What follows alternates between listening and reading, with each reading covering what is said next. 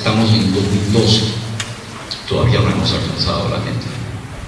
Y no es que fuera imposible de alcanzar. En 1980, 81, cuando era director del área de salud de Selva Central, Chanchamayo, Saquipo, Zapampa, en algún momento le dije al ministro de entonces, el doctor Uriel García, que había sido mi maestro, que lo único que yo necesitaba para alcanzar las metas de salud para todos en el año 2000 era que no me estorben, porque en realidad los recursos estaban a mano, y estaban a mano precisamente porque en donde yo comencé a trabajar como director, esa área de salud nunca había existido. La creamos y el único director fui yo, porque después Alan García cambió la organización del ministerio y desapareció el área. Lo bueno que tenía era que, para empezar, como era una estructura nueva, no tenía ningún reglamento previo que cumplir. Entonces yo pude fabricar los reglamentos en función de las necesidades de mi población. Y en segundo lugar, que como no tenía muchos recursos humanos, tuve que utilizar los recursos que habían en la comunidad. Y encontré un sinnúmero de gente capacitada, proveniente del lugar y que había sido capacitada por diferentes instituciones en la solución de sus problemas. Que en buena cuenta, a eso se reduce la atención primaria de salud.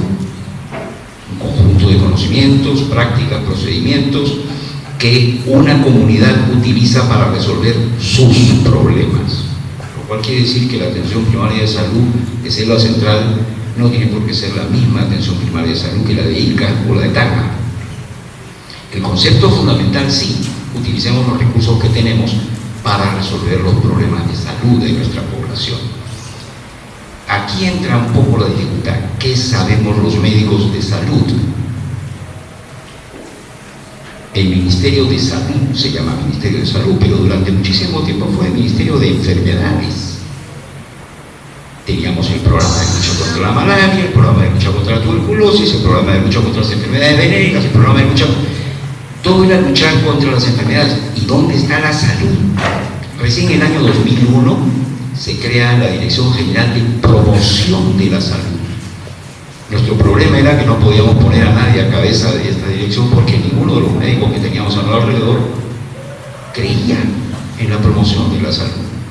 Pensaban que esto era, pues sí, un poquito de publicidad, pues decir que hay que comer rico, hay que comer bien, pero no entendían en el fondo cuál era el concepto de promoción de la salud. Ubicados ya en el ambiente en el que estamos, una sociedad que vive un modelo de salud ajeno a su necesidad. Seguimos teniendo hospitales, especialistas, y nuestra gente se sigue muriendo por falta de acceso a los servicios de salud. La mortalidad materna en el Perú tiene como principal causa, como primera causa, ¿cuál? Hemorragia. ¿Hemorragia por qué? Porque no hay quien atienda a esa mujer al momento de parir. La mujer que se muere de hemorragia no se muere de anemia, se muere de shock. Un frasco de salino le hubiera salvado la vida, pero no hay quien se lo ponga, porque no hay acceso a los servicios de salud. Y esto va de la mano con la ruralidad, con la falta de vías de transporte. Entonces, cuando comenzamos a mirar los problemas de salud del Perú profundo, ese Perú que vive al margen de los servicios de salud, nos encontramos que el problema es la ruralidad. El principal factor de riesgo para morir y enfermar es vivir en el medio rural. Es así en el resto del mundo. Son los campesinos, ojo, en nuestro país los campesinos son dueños de su tierra. La única tierra que yo tengo es la que se me queda bajo las uñas a veces. Ellos tienen tierra, no son pordioseros. En Europa una persona que tiene tierras es un terrateniente, una persona respetabilísima. Yo solamente tengo 40 cabezas de ganado, doctor. Yo no tengo ni una. Cuánta puta, tenía un perro que se murió ya de viejo. Vamos a dar una pasada muy rápida porque el tema tiene para hablar varios días al concepto de atención primaria de salud en nuestra realidad hoy, y específicamente con uno de sus aspectos más importantes, que es la salud ocupacional. Tenemos programas que se preocupan de la salud de la madre, programas que se preocupan de la salud del niño, incluso tenemos programas que se preocupan de los discapacitados y de los pacientes geriátricos de la tercera edad. Ya estoy llegando yo por ahí. Felizmente ya hay bastantes especialistas en la geriatría. El punto es, ¿y al trabajador quién lo atiende? En el año 1975, el Ministerio de Salud quiso entregar el Instituto de Salud Ocupacional al Seguro Social, entonces el Instituto para la Seguridad Social. No lo quisieron recibir. ¿Será porque ellos ya tenían? Tienen una cosita muy pequeña, es cierto, dentro de la estructura de salud. Hay una estructura, una oficina que se encarga de la salud de los trabajadores. Así de ridícula y de minúscula. Y sin embargo ellos son los responsables de la salud de los trabajadores. Y no por generosidad, sino porque los trabajadores aportan su contribución, porque ellos son los dueños de la institución. Es un sistema contributivo, son los trabajadores a través de sus empleadores quienes entregan el dinero con el que funciona esta institución. Bueno, esto para calentar. Vamos a ir mirando más o menos ordenadamente cómo es esto de la salud. Ahí está. La salud ocupacional y la atención primaria de salud en el contexto en el que vive hoy el país. Ustedes han oído hablar de la gran transformación. Bueno, quitémosle el superlativo, la transformación. ¿Queremos realmente transformar nuestro país? Sabemos que tenemos una tradición riquísima. Hemos heredado una cultura milenaria que fue capaz de hacer cosas que dejan boquiabierto a todo el mundo. Para empezar, Machu Picchu. Y no es lo más grande. Vamos recuperando un poco nuestra autoestima. ¿Seremos capaces de hacer la transformación que el Perú necesita? Que significa no construir carreteras. La transformación significa construir al nuevo peruano del siglo XXI. A la persona que viva en este territorio y que sea una persona distinta de lo que hemos venido siendo nosotros, con una perspectiva de desarrollo, de progreso, de crecimiento, sin complejos de inferioridad, sin creernos la última chupada del mango tampoco, pero sabiendo que podemos alcanzar cualquier meta que nos propongamos. Los problemas que nos van a tocar a nosotros como médicos son los problemas de salud. Y para afrontar esos problemas de salud necesitamos tener recursos humanos adecuados. Antes se hablaba de tecnologías apropiadas y a mí me gusta la palabra apropiada porque significa dos cosas muy importantes. Uno, es una tecnología adecuada al lugar en donde se va a utilizar, y dos, una tecnología que puede ser hecha mía, puede ser apropiada por mí. Es una tecnología adecuada y hecha mía, de manera que yo puedo utilizarla como si yo la hubiera inventado. Tecnologías apropiadas. Necesitamos recursos humanos adecuados, no solamente en cantidad. Si nos ponemos a mirar hoy día, estamos en riesgo de tener un superávit de médicos, de manera que podría ocurrir lo que dicen que ocurría un tiempo en Mar del Plata, que uno se subía a un taxi y 2 de cada 3 de los choferes eran médicos o estudiantes de medicina. ¿Y qué estaban haciendo manejando el taxi? Es que como médicos se morían de hambre, porque habían demasiados. Pero no se trata de que produzcamos demasiados médicos, se trata de que produzcamos los médicos que el país necesita. Tampoco los mejores médicos del mundo, porque entonces no puede ocurrir que se nos vayan. Entonces decimos, mira, qué buenos médicos produce el Perú. Tú te vas a Boston y encuentras médicos peruanos. Te vas a California y encuentras médicos peruanos. Vas a Alemania y encuentras médicos peruanos. Eso a mí no me enorgullece, perdone. Porque no están aquí. Aquí es donde necesitamos médicos para resolver nuestros problemas. Cuando yo terminé la carrera, muchos de mis compañeros se iban a no sé cuántos health centers en tal o cual estado de Estados Unidos.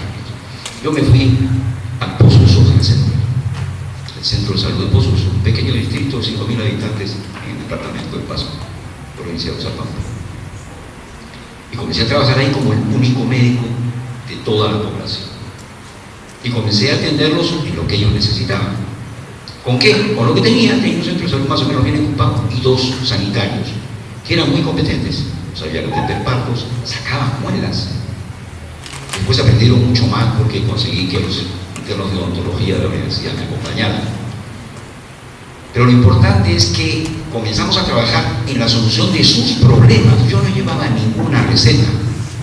Nadie me había dicho tienes que ir a hacer tal cosa. Me dijeron, este es el sitio donde vas a trabajar.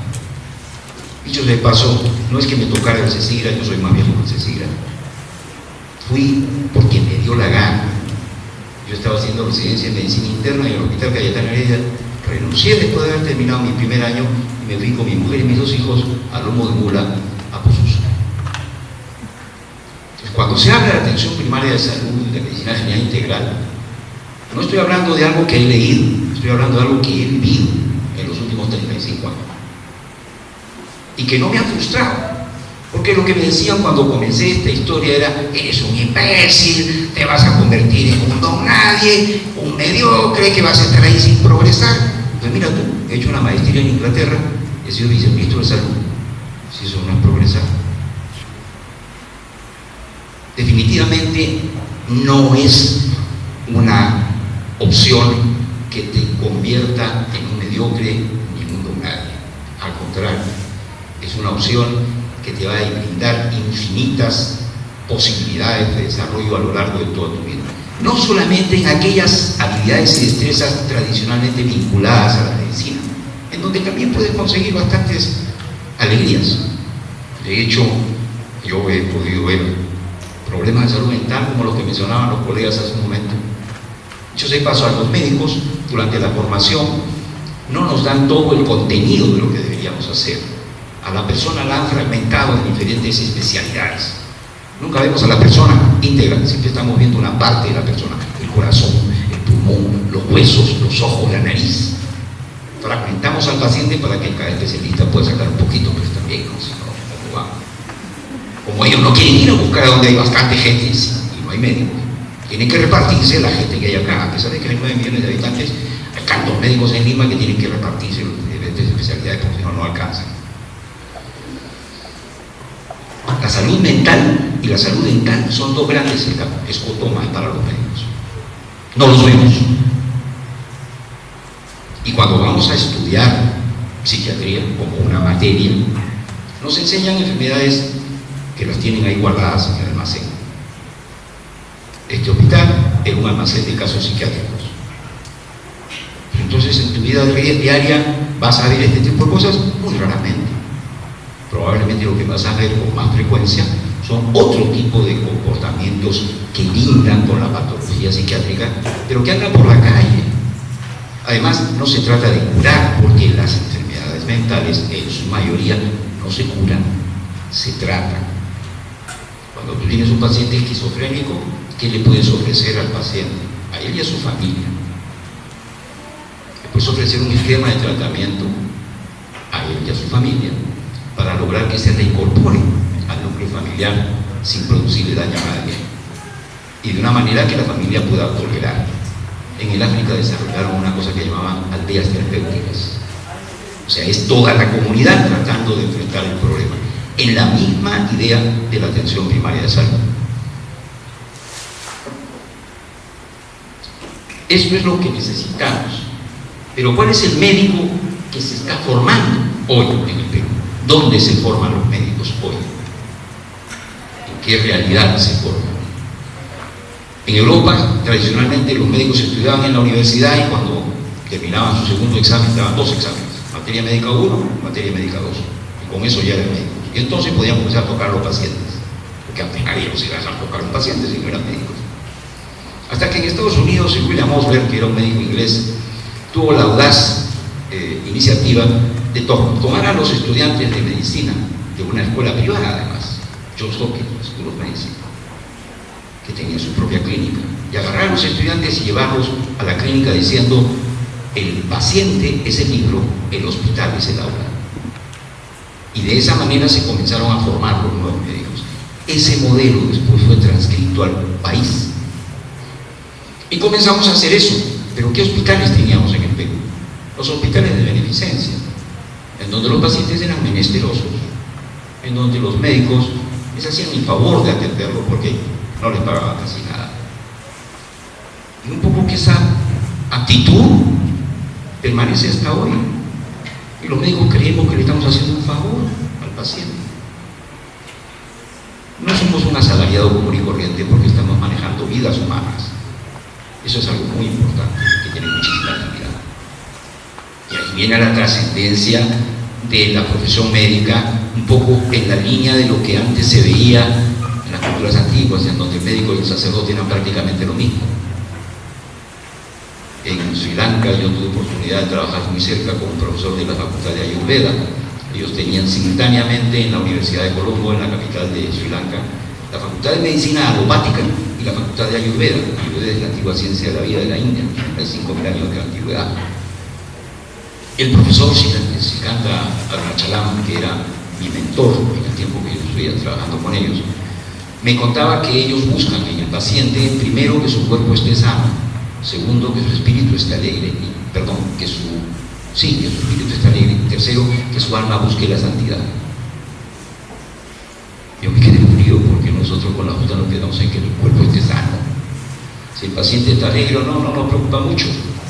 Eso es un error, porque el arte de la medicina consiste en mantener al paciente de buen humor mientras la naturaleza hace su trabajo, porque nuestro organismo lleva en sí todos los mecanismos para repararse. Las células madre, todo eso que se está hablando tanto ahora. Nuestro organismo se repara a sí mismo. Si se malogra el carro y lo dejas en el garaje, 7 días después va a estar igual o peor. En cambio, nuestro organismo, si tiene un problema, 7 días después ya está curándose, ya se está reparando. De hecho, la mayoría de lesiones dérmicas en 8 días están completamente curadas. ¿Qué tipo de médico necesita el país? ¿Se está formando actualmente el tipo de médico que necesita el país? ¿Cuánto saben ustedes de las políticas de salud que tenemos en el país? ¿Conocen el modelo de atención integral de salud, el MAIS? Modelo de atención integral de salud basado en la familia y la comunidad. Esta es la política del ministerio. ¿En qué medida las escuelas recogen esa política y la transfieren a sus currículos para que los cabos tengan esos contenidos? Seguimos formando a los médicos para que se vayan al extranjero. Y evidentemente muchos de ellos se van, pues. Evidentemente la economía ha mejorado y hay una serie de barreras para salir a estudiar al extranjero, de manera que hay muchos que ya no van y se quedan. En mi época era todo lo contrario.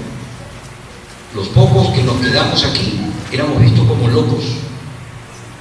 Eduardo Botuso se tomó la molestia de pagar su plata para dar informe y aprobarlo y decir: yo me quedo porque me da la gana. A mí me pareció una estupidez gastar esa plata cuando después todos me iban a decir que yo no iba porque como estoy casado y tengo hijos no me puedo ir. Mentira, sí pude ir, fue después, cuando yo tenía 3 hijos, 4, la cuarta que nació en Pozuzo yo la atendí. Y la opción de quedarnos era porque queríamos contribuir a la solución de los problemas. ¿Han oído ustedes hablar del Plan Esencial de Atención de Salud, el PEAS? Es un listado costeado de atenciones de salud que resuelven el 85% de los problemas más comunes de nuestro país. Eso debería constituir el listado de todos los programas de enseñanza de medicina en el Perú, de todos los programas de aprendizaje. Lo importante no es lo que el profesor enseña, lo importante es lo que ustedes aprenden. ¿Qué tareas desempeña el médico? Porque lo que hizo William Butler fue genial en términos de sacar al estudiante del aula y ponerlo en presencia del paciente, que era la condición real. Pero la condición real no es solamente la cama hospitalaria. De hecho, una vez que se gradúa un médico, ¿qué proporción de su tiempo pasa en atención ambulatoria? ¿Cuánto le dedica a la atención de emergencia? ¿Cuánto le dedica a las camas hospitalarias? Y no es lo único, porque hay otras tareas que también hace el médico.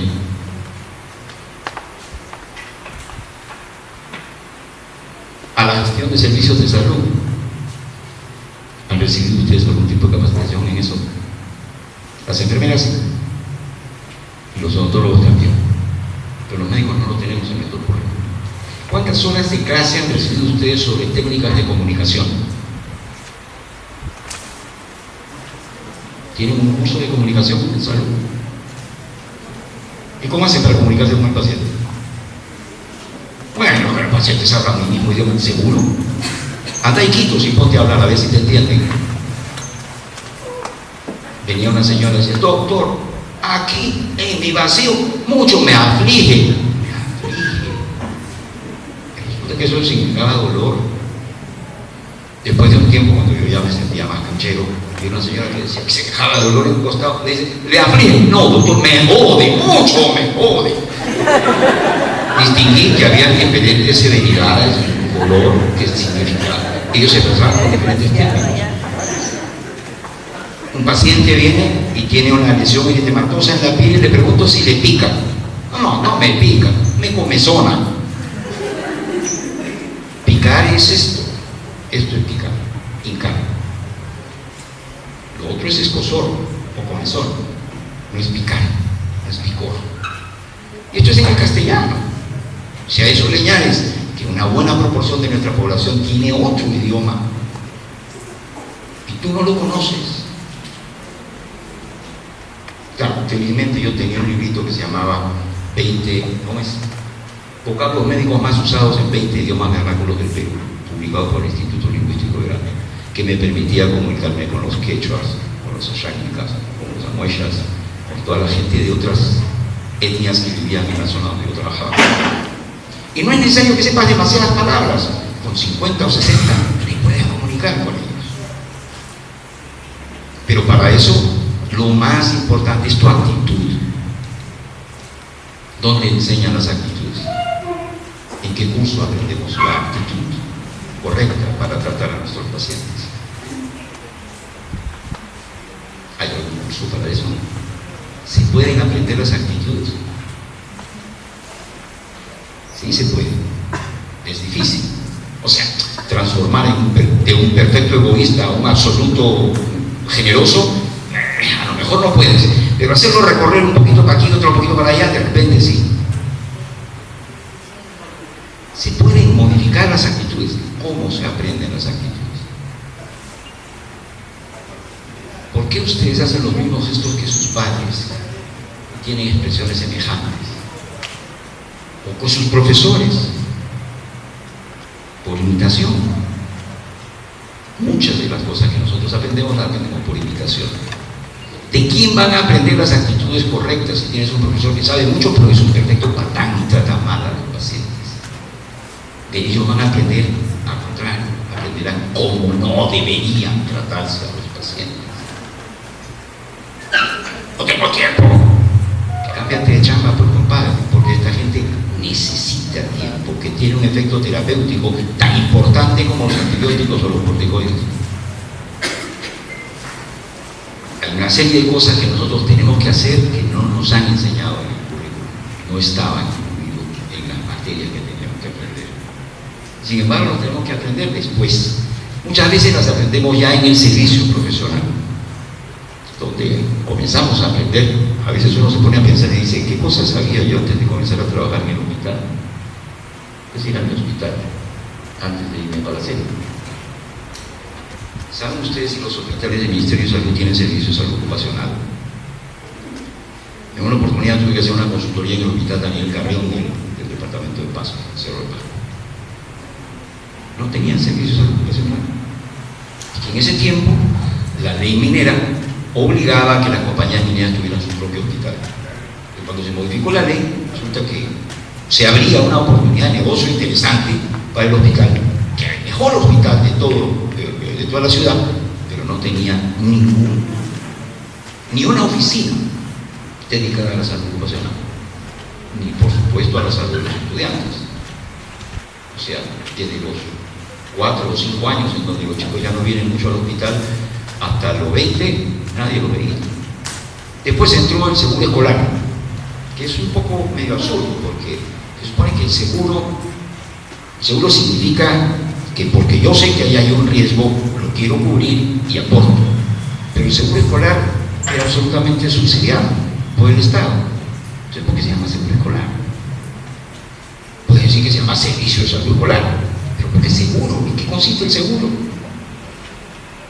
Y esto es lo que termina confundiéndonos en un modelo de atención de salud que es extravagante porque utiliza términos que no tienen significado. Atención primaria de salud es un pésimo nombre, porque el concepto original de primary health care lo que significa es atención esencial de salud. Por eso es que ahora se ha hecho el plan esencial de atención de salud.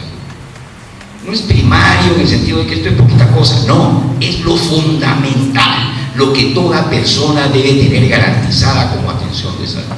Esa es la atención esencial de salud. Las palabras son importantes porque transmiten conceptos y los conceptos son los que guían nuestras conductas. En nuestro país, ¿dónde hacen falta médicos y qué problemas de salud hay allí? Ustedes saben que hasta 1986 no teníamos un mapa de cómo se distribuía la tuberculosis en el Perú, siendo un problema reconocido por todo el país. No teníamos idea de cuál era el mapa, no sabíamos dónde había más. Bueno, en la medida en que Lima y Callao tienen una tercera parte de la población del Perú, evidentemente el mayor número de casos de tuberculosis se daban en Lima y Callao. Pero si medíamos por incidencias, la incidencia más alta de tuberculosis, ¿dónde creen que se daba? En Madre de Dios, que tiene uno de los productos brutos internos más altos. Se suponía que el PBI es una medida de la riqueza y la pobreza. Y si la tuberculosis es una enfermedad vinculada con la pobreza, entonces donde hay PBI alto, no debería haber tuberculosis. Bueno, sorprendentemente encontramos tuberculosis allí donde había más PBI alto.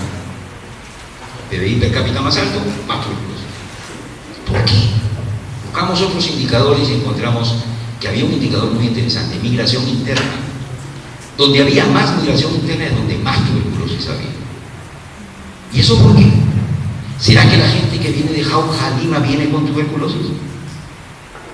Al contrario, o sea, ahí los mandábamos para curarse antes, cuando no había antibióticos, los mandábamos a Jauja. Y con el clima y la alimentación se curaban de verdad, porque como les he dicho, nuestro organismo es capaz de repararse a sí mismo. Nosotros los ayudamos con nuestros antibióticos, con nuestros medicamentos, con nuestras cirugías. Pero el organismo es el que se cura, el que se sana. Si hay problemas de salud en el medio rural, ¿cómo los vamos a conocer? Si nuestra capacitación se da en hospital en el medio urbano. Y cuando tú recibes a un paciente en consulta ambulatoria o en emergencia en el medio urbano, le preguntas al paciente de dónde viene, te dice de Rocochochoy, y tú no tienes ni idea de dónde quiere ese sitio ni cómo es. Entonces, ¿cómo te puedes hacer una idea de qué cosa es lo que el paciente tiene y cuáles fueron los factores de riesgo que precipitaron la condición que trae? Porque tú puedes resolver el problema local en este momento, pero de pronto va a volver con lo mismo dentro de 15 días, que es el típico problema de salud mental. Llega un fulano con intento de suicidio al hospital, le resuelve la emergencia, pero 15 días vuelve a hacer lo mismo, porque no ha resuelto el problema de fondo. Como en emergencia, desgraciadamente, no hay psiquiatras.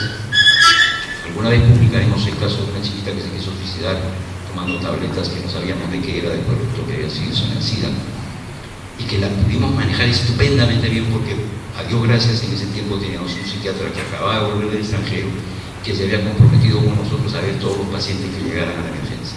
Era el único psiquiatra que había en el hospital. Al costado teníamos en Noguchi, que había un montón de psiquiatras, pero en Cayetano solamente había uno. Sin embargo, vino a ver a esta paciente en la emergencia.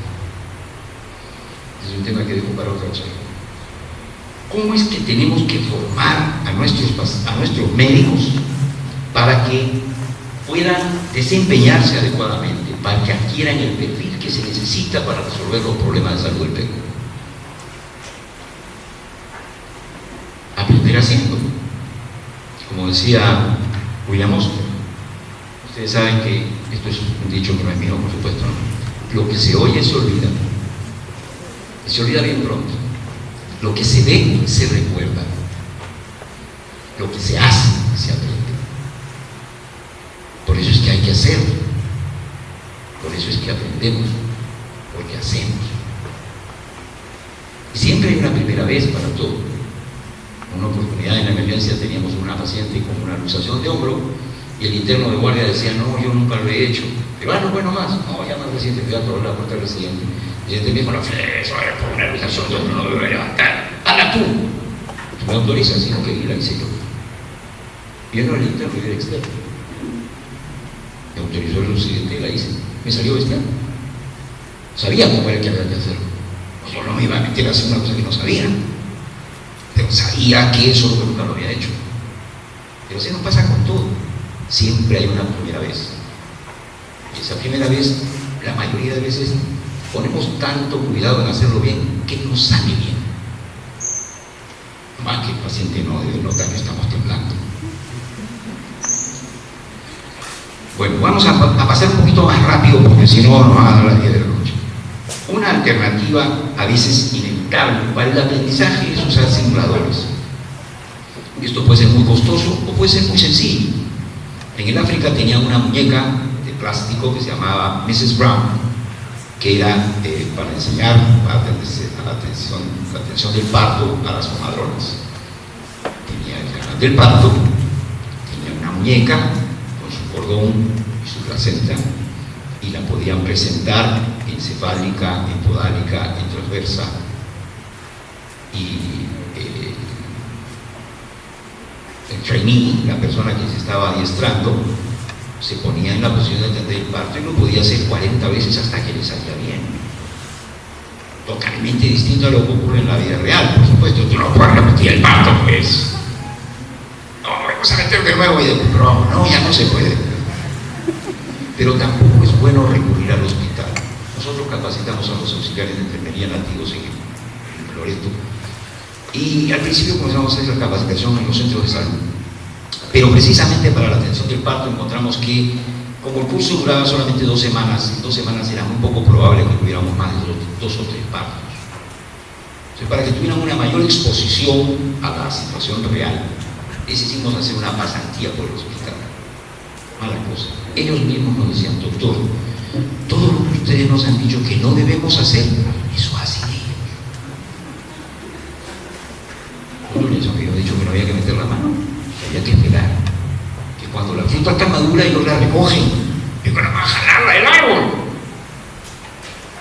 El proceso del parto es un proceso fisiológico, tiene un cierto estrés para el niño.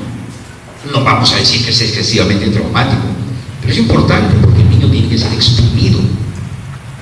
Sus pulmones están llenos de líquido y de moco, y eso hay que botarlo porque si no, no va a poder respirar. Entonces, cuando pasa por el canal del parto, se le exprime, saca la cabeza y entonces uno limpia un poco el moco. Unos lo hacen con bombilla, otros con una bombita de aspirar.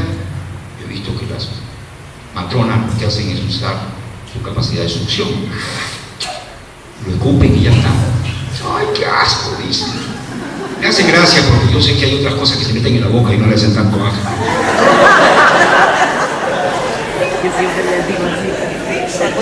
Pero ciertamente cuando hay cosas importantes, cuando hay valores importantes en riesgo, tenemos que utilizar simuladores de manera que no expongamos innecesariamente a los pacientes. Nosotros tratamos de hacer un remedio de la señora Brown en Yurimaguas con una caja de cartón. Pusimos como si fuera la vulva un par de... agarramos el bladder de una pelota de vóley, un trozo de gel, podía haberse hecho con una llanta también quizás, para que por allí saliera con presión la cabeza de la muñeca, que era una cabeza de muñeca. Le habíamos hecho un muñeco de trapo detrás, pero la cabeza era una cabeza más o menos firme. Y por supuesto tenía su placenta y con sus arterias y venas y qué sé yo. Funcionaba, porque lo importante era que ellos supieran qué tenían que hacer, cómo tenían que recibir al niño. No era cuestión de meter la mano. Y no lo digo yo, el profesor Noé Ramírez Zapata, que fue un famoso ginecostetra peruano entrenado en Alemania, decía que todo lo que tiene que hacer el ginecostetra en la atención del parto es poner la mano para que el chico lo salga muy rápido. Porque si sale muy rápido se desgarra. Si sale de a poco no se desgarra. Y es verdad. Ahora, en las clínicas de Lima, el 60% de los partos son quirúrgicos. ¿Será que hay tanta patología? No. Es que ya se acostumbraron. ¿Qué quieres? ¿Fresa o chocolate? Como si eso fuera algo que se escoge así al gusto del cliente. Como si la criatura que está de por medio no tuviera importancia. A ver si alguno de ustedes se anima a hacer una estadística de en qué proporción de taquimia transitoria del neonato hay en los niños nacidos por cesárea en las clínicas de Lima. Las compañías de seguros no deberían pagar ese concepto de taquimia transitoria del neonato. Que lo pague el ginecobstetra que sacó la criatura antes de tiempo. Que no le dio tiempo a poder producir su factor de superficie, su factante. Y por eso este chico tiene taquimia al nacer. Y lo tiene que llevar recién nacidos a cuidados intensivos, que es precisamente donde se dan las complicaciones que producen muerte y lesiones. La mayoría de los niños que nacen por vía vaginal nacen bien. Cuando hay un problema, hay un problema. Pero en mi hospital, que era un hospital docente, con la justa llegaban 18 o 20% de cesáreas. Y no rechazábamos a ninguna complicada. Por eso teníamos tan alto porcentaje de cesáreas. Pero 60% es, no, compadre, ya no es hacerlo porque dentro de media hora viene el partido. Y así es. Ni crean que es por la plata, es por el tiempo. Yo como médico ruralmente tenía que ir a patita, a veces a lomo de mula, a veces me llevaban un tramo y pues tenía que seguir subiendo bajo lluvia o lo que fuera a atender el parto. Y si era una primeriza me tocaba fácil 12 horas de trabajo de parto con ella. Fácil. Pero estaba acompañando a la familia, no solamente iba para recibir al niño. Y esto era una oportunidad para hacer educación para la salud, para conversar de otros problemas de salud, para que me contaran de otros problemas que ellos habían tenido, en donde la función del médico se explaya mucho más. Ya no es solamente el personaje que va y recibe al niño. Probablemente por eso después terminé siendo alcalde del pueblo. Además, yo soy un colegio. Esta idea de ir a aprender en el terreno y aprender haciendo tiene como consecuencia que aprendemos lo más frecuente. No aprendemos las rarezas, esas que hay en la letra chiquita del textil también. No aprendemos las ridiculeces de una enfermedad que hubo 3 casos en el mundo. ¿A quién le importa eso, por favor? Que lo lleven al hospital más caro de Estados Unidos. El país ahorra plata. No es necesario que nosotros tengamos todas las capacidades para resolver todos los problemas. Si pudiéramos garantizarle a toda nuestra población que le resolveremos el 85% de los problemas más comunes, qué bien estaríamos. Qué bien estaríamos. Es de vergüenza que se muera gente en el Perú porque no hubo a mano un trabajador de salud que pudiera advertir a tiempo que tenían que llevarlo a otro lugar para brindar la atención adecuada. No es que la gente no lo lleve porque son torpes o porque no tienen dinero, es porque no se imaginan que puede producirse una muerte en esas condiciones. Evidentemente hay circunstancias que son muy difíciles de manejar. Aprendiendo en el lugar correcto, además, se aprende de la forma correcta. Aprendemos los conocimientos, aprendemos las habilidades y destrezas y aprendemos las actitudes. Pero no aprendemos solos. Ustedes estudian entre médicos. A lo mejor se reúnen 3 o 4 que tienen ideas semejantes, que tienen alguna simpatía o que están enamorados uno del otro, que estudian juntos. Pero habitualmente no trabajan en equipo, al contrario, si te califican individualmente, porque vas a compartir tu trabajo con el prójimo. ¿O no es individual el calificativo? Claro que es individual. Yo he tratado de introducir calificativos de equipo, de grupo. En la escuela de posgrado lo he podido hacer, porque no tenía mucha gente por encima mío, hacía lo que me daba. Pero evidentemente, si queremos que la gente aprenda a trabajar en equipo, tienen que aprender en equipo, en donde cada uno aporta lo que más sabe y como equipo resuelve los problemas. El concepto de trabajo en equipo se aprende haciendo también. Los programas educativos de nuestras escuelas formadoras de recursos humanos ¿Tienen en cuenta los programas de atención del Ministerio y las políticas de salud? ¿Conocen ustedes el esquema de vacunaciones que está en vigencia en el Ministerio? A lo mejor algunos sí. ¿Saben ustedes cuál es el esquema terapéutico que se está utilizando hoy día para el tratamiento de tuberculosis? ¿Cuáles son las alternativas con tuberculosis multidroga resistente? Deberían saberlo, porque la tuberculosis multidroga resistente está aumentando mucho. Y evidentemente la estrategia de prevención tiene que apuntar también a proteger al trabajador de salud. ¿Qué probabilidades tiene un trabajador de salud de contraer tuberculosis multidroga resistente? ¿Baja, media, alta? Alta. Porque nosotros estamos ahí y ellos también. Y la responsabilidad de que se haya incrementado la tuberculosis multidroga resistente en el Perú es nuestra, de quienes tuvieron la responsabilidad de la conducción del programa de tuberculosis, que utilizaron un esquema que estaba mal. Y esto no lo digo con ustedes para echarme la parte, no, se lo dije en su cara al doctor George Alain, director general de la Organización Panamericana de Salud. Y yo no puedo estar orgulloso de un programa de tuberculosis. El 94% de los pacientes de las cohortes, porque ustedes evalúan una cohorte, pero para ingresar a la cohorte tiene que ser un paciente regular. ¿Y qué hay de los pacientes que no son regulares? Esos son los que van a incrementar la tasa de multidroga resistente. Bueno, sí, ese es un problema. Claro que ese es un problema. Ese es el problema que nos estamos comiendo ahora. Y el otro señor se fue premiado por la OPS, como si hubiera hecho un programa más maravilloso. Hizo muchas cosas buenas, aumentó la cobertura, implementó nuevos laboratorios, pero en el esquema de tratamiento la regó. Desgraciadamente no tenía el sustento epidemiológico que le hubiera podido cuestionar lo que le decían sus asesores.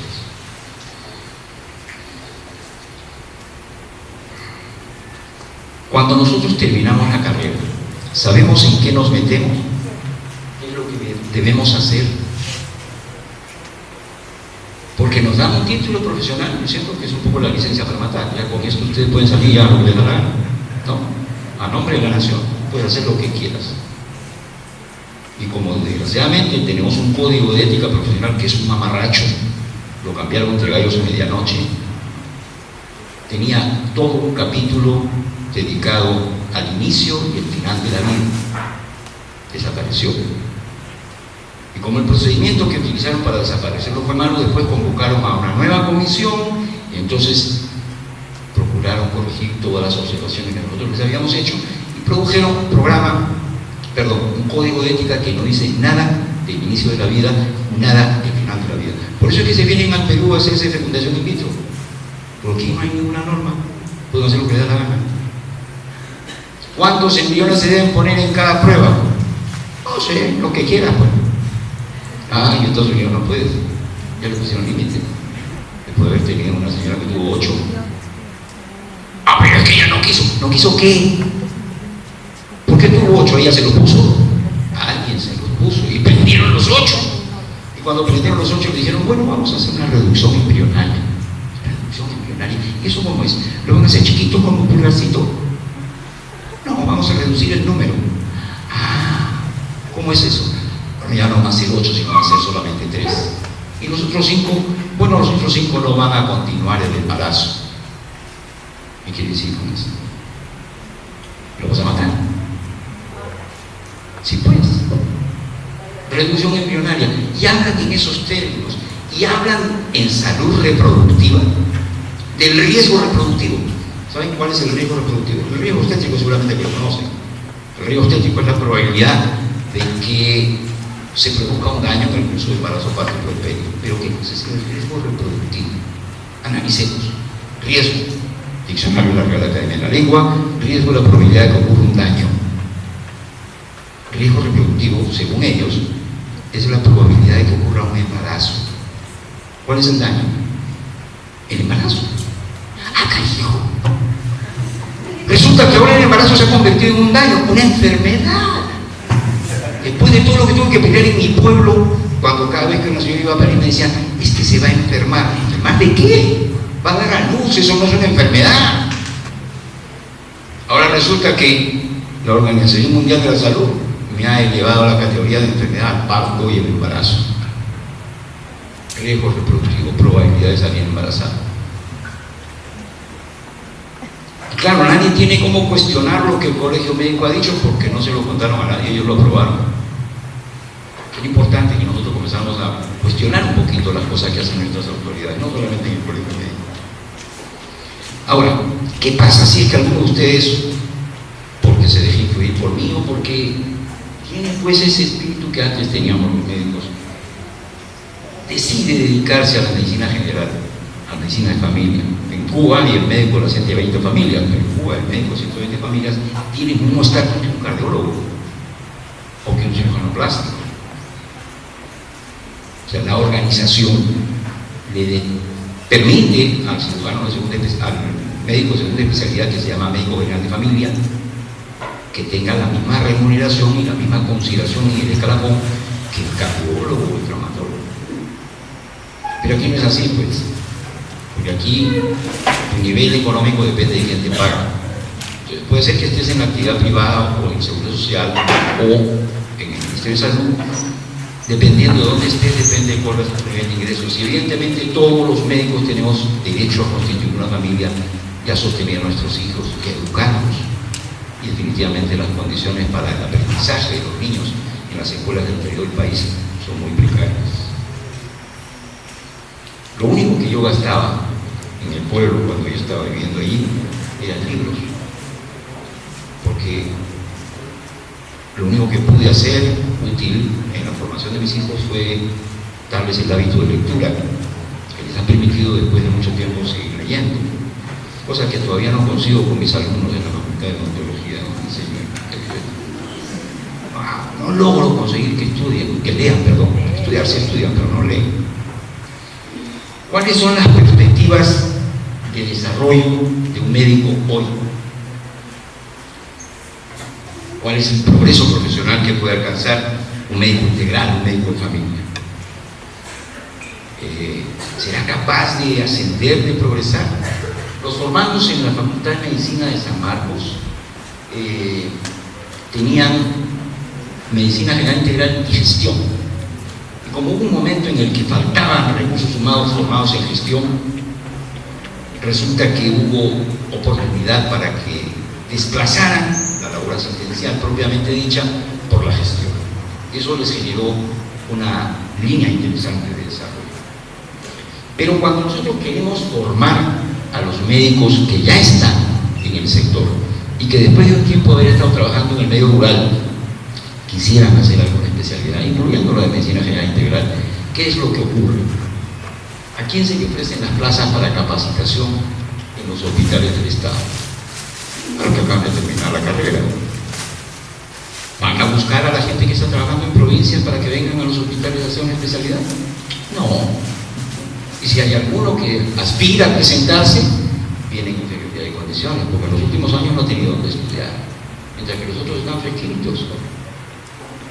Además, no tiene currículum que mostrar, porque el otro, a pesar de que acaba de terminar, tiene un montón de cartones en todos los cursos a los que se presentó mientras estaba haciendo un internado. El otro que vive en Santa La Piedra de Arriba, ¿a qué curso va a asistir si ahí el único médico es él? Entonces no tiene cómo.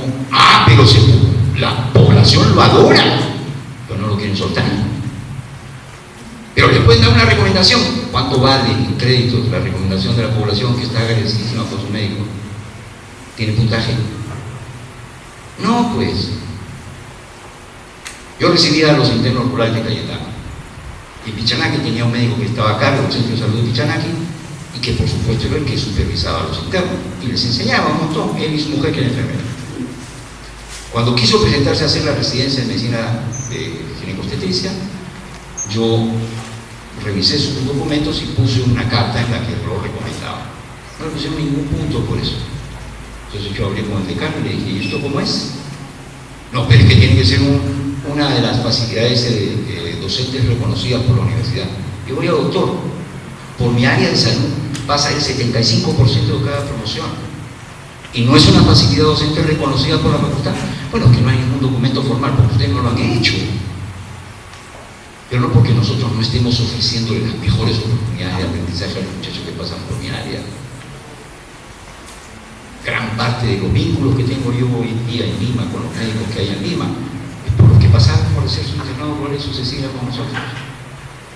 Aprendieron mucho, están agradecidos por lo que aprendieron.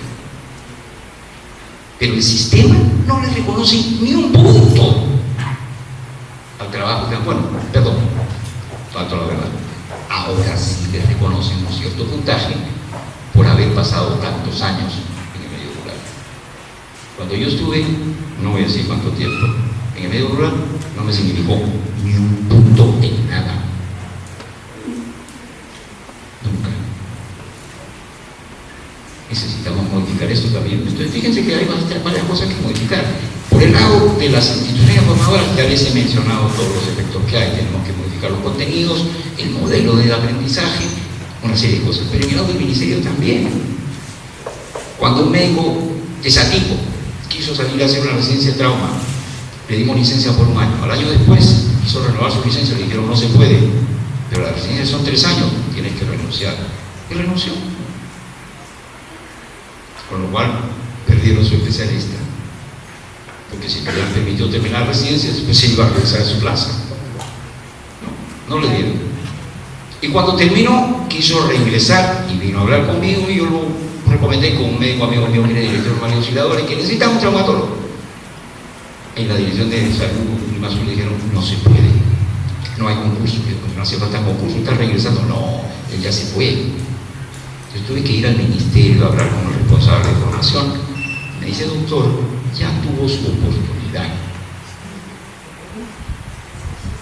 Es un chiste, es una tomadura de pelo. ¿De qué estamos hablando? O sea, miren ustedes el esquema. Una institución que entrena a uno de sus trabajadores, lo convierte en especialista, y una vez que es especialista, le va a pagar el culo y lo bota.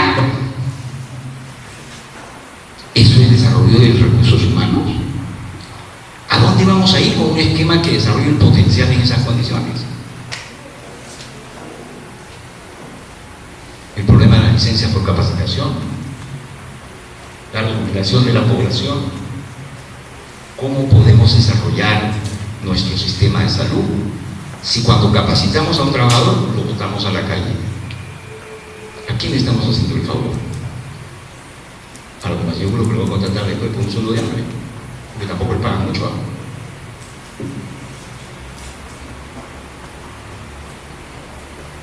¿Qué proporción de los docentes universitarios son especialistas?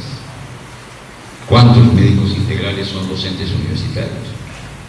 Yo conozco 2 o 3, que son los que se hicieron cargo de la residencia de medicina general integral en Cayetano, de la coordinación con la regulación. Yo formalmente no soy médico general integral, porque yo soy autodidacta. Yo diseñé el currículum y los contenidos de la formación que después se dio. Esa plaza la creó el doctor Espinosa cuando fue ministro de salud, mi compañero de promoción. Pero desgraciadamente yo no puedo decir que soy medicina, que soy especialista, bueno, no soy especialista en nada, pero no puedo decir que he hecho medicina general integral, porque no lo he hecho, yo soy autodidacta. Entonces, aun cuando yo vaya a hacer docencia, yo no entro en esta categoría, porque no, tú no eres médico general integral. Pero ¿cuántos son funcionarios de salud? Eso es un poco más. Hay un cierto número en el país, en general, en las provincias, departamentos, regiones y también en Lima. Pero el punto es qué calificación tiene un médico general integral cuando concursa en un concurso de méritos para una plaza. Podemos decir que el país tiene una estrategia de atención principal primaria de salud, de atención esencial de salud. Más, ¿puede un odontólogo, una obstetriz, una enfermera ser nombrado director de un hospital o de una región de salud? Ustedes dirían, si tiene una maestría en administración, ¿por qué no? Lean para que vean que los reglamentos dicen que no, que solo pueden ser médicos. Aunque no hayan hecho ninguna maestría, el médico, por el solo hecho de ser médico, puede ser director. ¿Qué cosa tiene de especial? Tiene algo de particular. la profesión médica que nos permite ser buenos gerentes. Yo conozco excelentes cirujanos que han sido pésimos directores.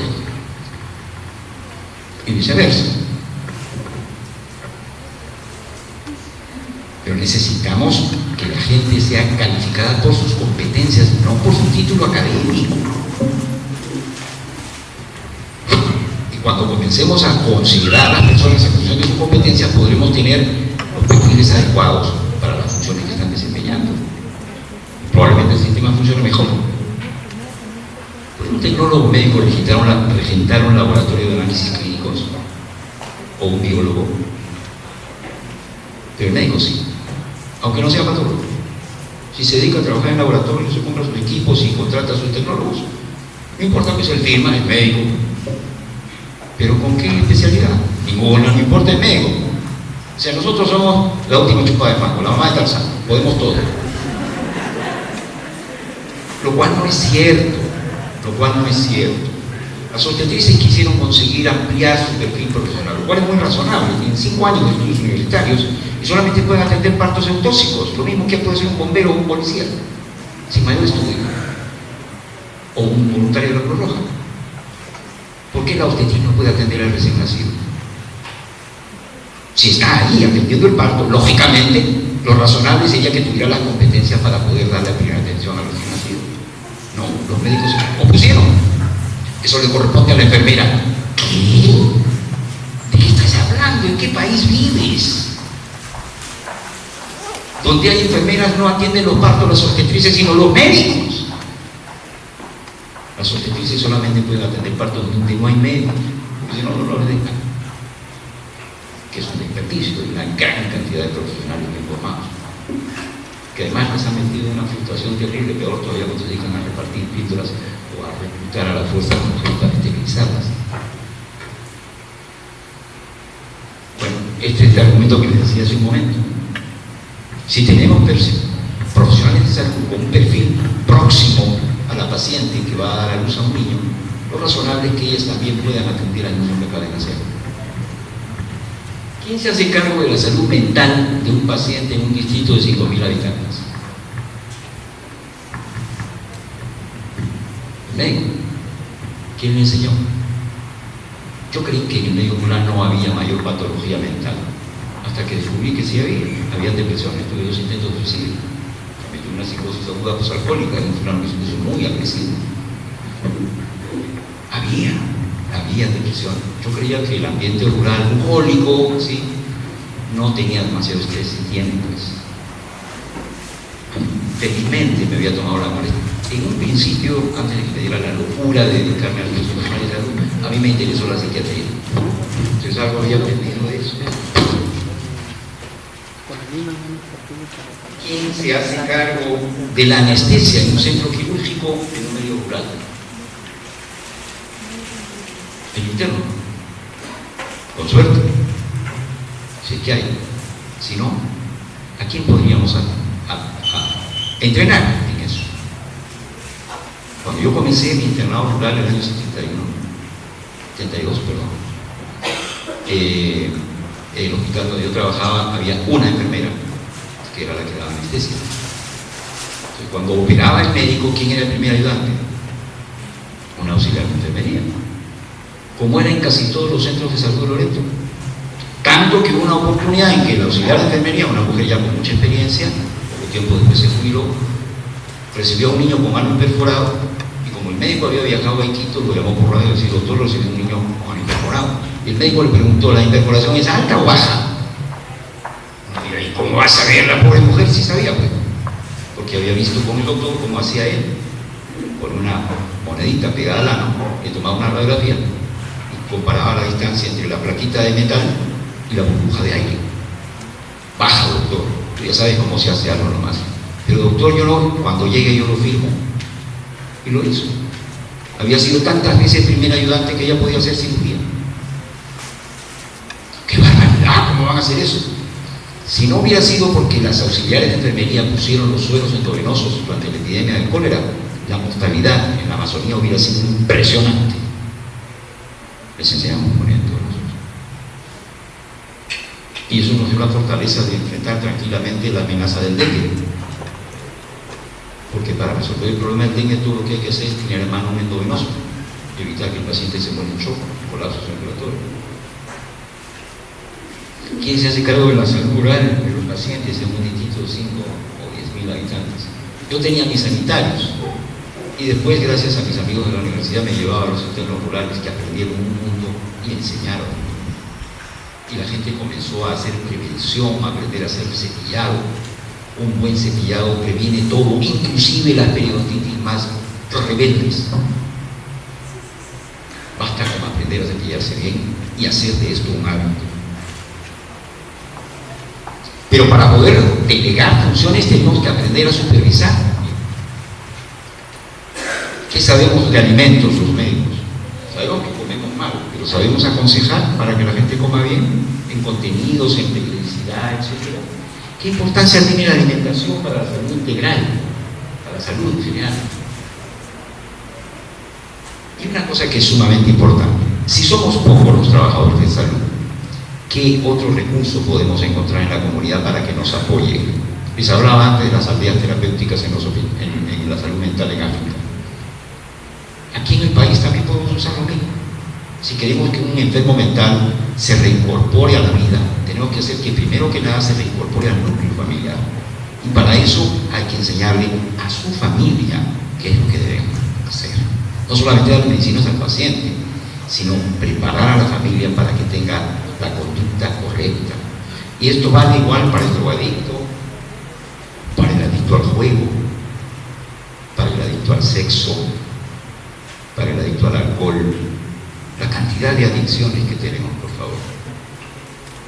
Esto es conducta, y la conducta es un componente importantísimo de la salud. ¿Cuál es el factor más importante que determina la alta prevalencia de infección por VIH en el mundo hoy en día? La conducta promiscua. Está clarísimo, es conducta el problema. No es cuestión de que el virus sea muy agresivo, felizmente no es muy agresivo, no estaríamos con nadie más. Tampoco se trata de que pensemos que somos los únicos, hay que saber trabajar con todo. Salí de la administración pública prácticamente después de más de 40 años de servicio. Y evidentemente, aunque todavía me nado 2.000 metros diarios, creo que no estoy en condiciones físicas de asumir una tarea como esta. Esto les toca a ustedes, que es un poco lo que les dijo Daniel Carrión a sus compañeros. Aquí les dejo la tarea, ahora les toca a ustedes. Gracias.